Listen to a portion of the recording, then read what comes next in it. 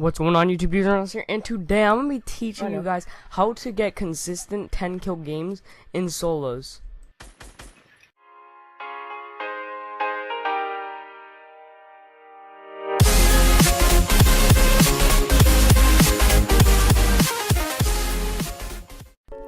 Now, just before this video starts, I just want to say that getting 10 kill games, it won't be every single game you play, but it will be most of your wins that you get in solos. So let's get into this. Now, as you guys can see, I start this game off with 9 kills coming out of Retail Row. That's because Retail Row is the first drop, and I know that since it's the first drop, a lot of people are going to be going there. Now, I suggest that you always stay in the action, and by that, you start off by going whatever the first drop is. So let's say the bus is going from Pleasant towards Greasy, or like Pleasant towards Retail. Always go Pleasant and then go to like Tilted or something like that, just so you can always be in the action and be getting kills. Another thing you guys want to keep in mind is you don't have to go Tilted to get these high kill games. Last night I was streaming, which you should come check out my streams, but last night I was streaming and I was dropping 15 kill games coming out of Retail, Pleasant, Greasy, everywhere but Tilted. I was dropping 15 kills, and there's a reason to that. Now, the reason I came out with so much kills is because I was outbuilding everybody and outdoing everybody, and it's because that's what you're gonna try and do with most of your fights. You don't want to have it so where you're just running around and just playing the outskirts. You always want to play the inward side of the map, but also remember where you came from, where you cleared out, and everything like that. Now, recently, to change my kills and how much kills I get, I've been landing the doghouse almost every single place I go. Greasy, Pleasant, and Retail. Those are the main places doghouse are in. And if you go there, a lot of people are going to go there because it has the max loot spawns, and also you can put up a fight because the chances of you getting a weapon out of those loot spawns, and especially it being an SMG or shotgun, are very high. So you always want to go for either doghouse or another house that's going to be packed, even though people might say you don't, but you always want to. Another thing with landing these top tier houses is that you don't want to land at the top, because the top you're only going to get like maybe a one chest and maybe a crappy pistol or something like that. While you land at the bottom, you can loot the first and top floor before they even loot the attic, and that's always going to be your advantage at the beginning. So what you want to do at the beginning, like I said, land bottom, grab your first weapon, and chase that person down, because you know they're not going to have any good weapons, and more than likely they will not have shield either. And right after you're done chasing them, go after your next targets. Don't worry about finishing looting your house, because the loot is the least important thing when you're trying to drop a 10 kill game.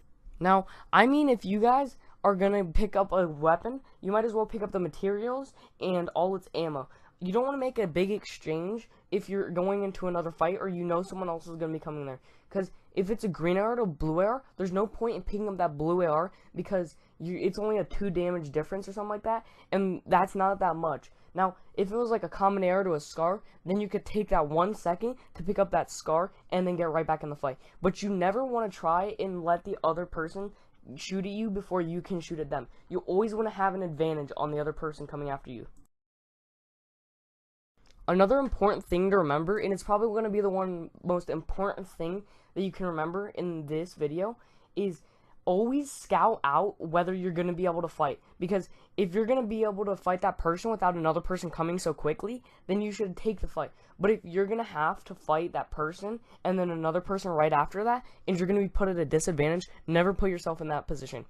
Now, I mean, you guys should probably put yourself in a position where there's a guy sneaking up on one guy and you can get behind that guy sneaking up that guy and there's nobody behind you, so you're safe. But if you put yourself in a position where there's someone right behind you and there's someone in front of you and you engage in that first person while that person behind you can shoot you in the back, you never want to put yourself in this. You always want to scout out and make sure that's never going to happen, always, so you have an advantage on the person that you're going to be firing at first. Another thing you guys have to remember is that if you see 2 people fighting, shoot it down. Just because if those 2 people are fighting and they're easy kills, then you might as well take them out. And especially if they're good players and they're building to like sky limit, there is a point you can get 2 kills and you can also eliminate the best players in the lobby, giving yourself a better advantage on winning the game and dropping 10 kills.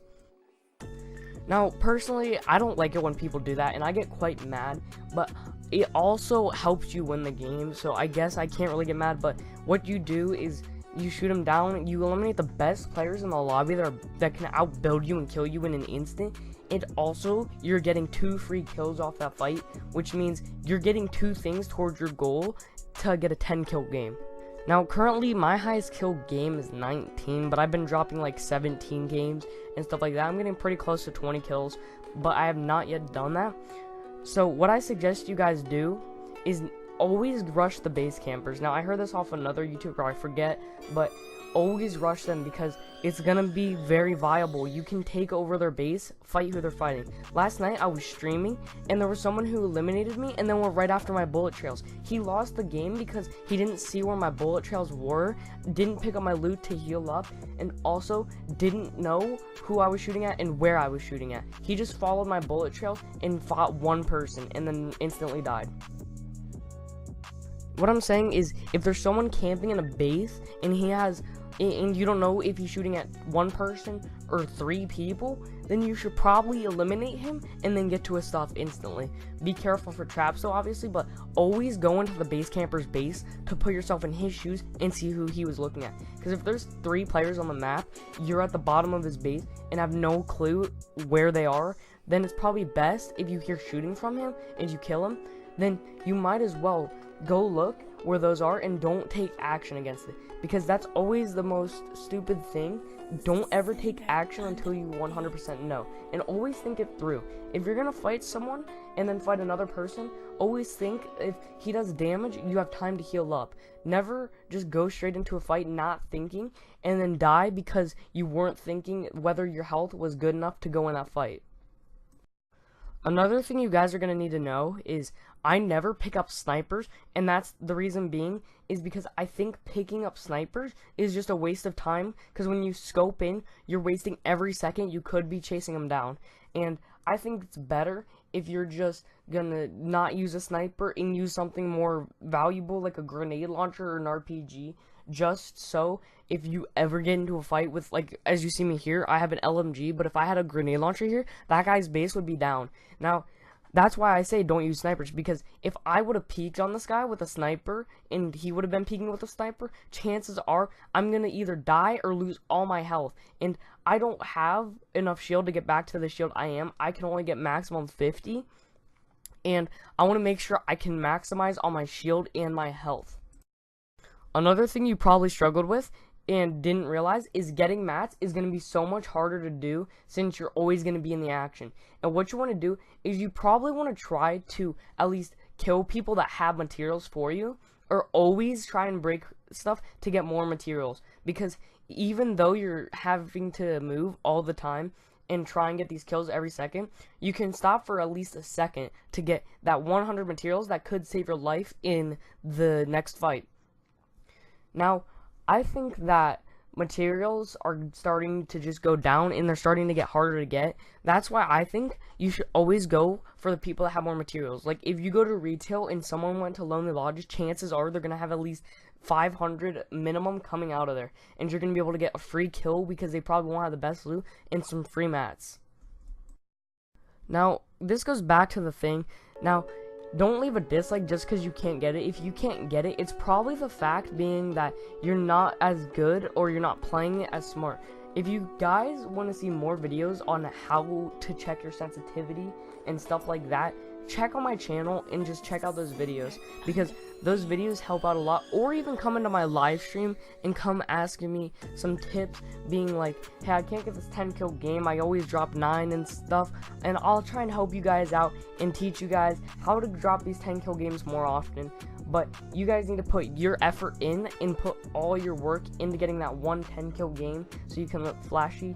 And yeah, once you get your first 10 kill game, I feel like it's going to be easier to drop higher kill games, and I always usually drop at least 10 kills if I'm trying.